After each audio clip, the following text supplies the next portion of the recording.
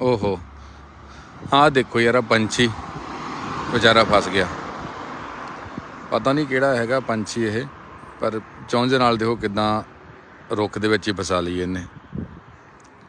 औखा हो गया, पता नहीं किहड़े पंगे लैंदा पतंदरा ही फसा लिया इन्हें। सैट करूगा हुण, देखो सैट करदा पिया अपने आप नूं माड़ा जिहा, ते उड़ जूगा। वीडियो नूं शेयर करियो, पेज नूं फॉलो करो, पशु पंछी जीवां दी हैल्प करिया करो, करनी चाहिदी आ। धन्नवाद दोस्तों।